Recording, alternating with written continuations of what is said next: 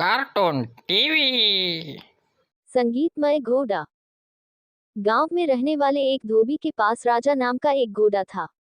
धोबी घोड़े से काम तो दिन भर करा लेता था, किंतु खाने को कुछ नहीं देता था। हाँ, रात्रि के पहर वह उसे खुला अवश्य छोड़ देता था, ताकि इधर उधर घूमकर वह कुछ खा सके।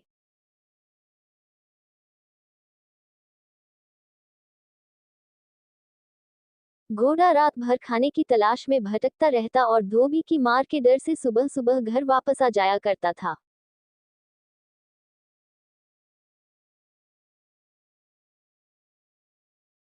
एक रात खाने के लिए भटकते भटकते घोड़े की भेंट एक सियार से हो गई।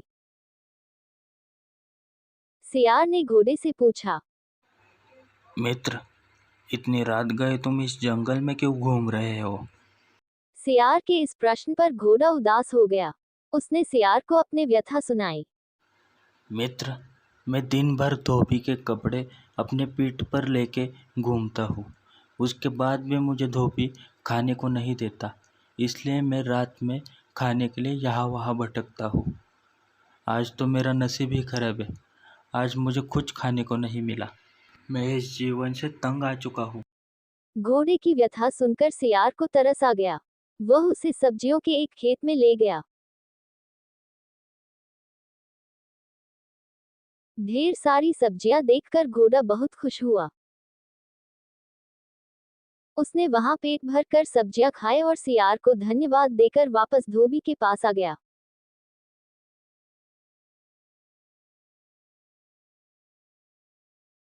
उस दिन के बाद से घोड़ा और सियार रात में सब्जियों के उस खेत में मिलने लगे।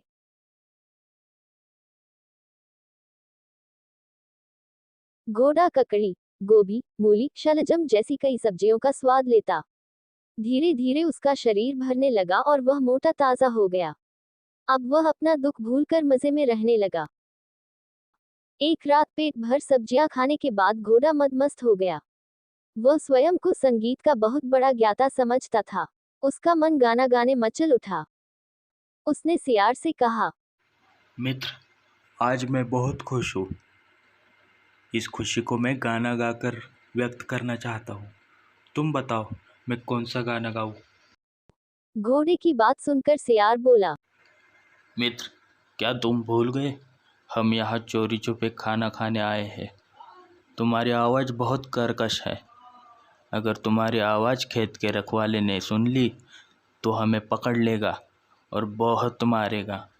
चलो यहाँ से भाग जाते हैं। घोड़े को सियार की बात बुरी लग गई। वह मुंह बनाकर बोला, तुम जंगल के जंगली जानवर, तुम मेरी आवाज़ को कर्कश कैसे कह सकते हो? मुझे सातों सुरों का ज्ञान है।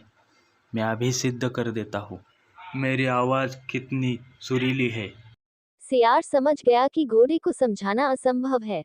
वह बोला, मुझे क्षमा कर दो मित्र, मैं तुम्हारे संगीत के ज्ञान को पहचान न सका।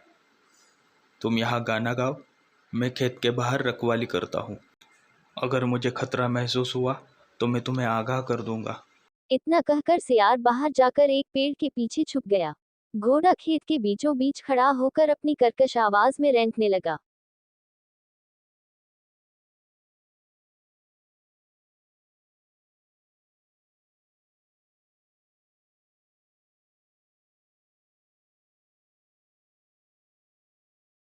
घोड़ा खेत के बीचों बीच खड़ा होकर अपनी कर्कश आवाज में रेंकने लगा। मेरा दिल झूम उठा है आज ये खाना खा के, ये स्वादिष्ट गाजरों का भोग लेके। मुझे नहीं लगता मुझे अब किसी उसके की रेंकने की आवाज जब जरूरत है। खेत के रखवाले के कानों में पड़ी, तो वह भागा भागा खेत की ओर आने लगा।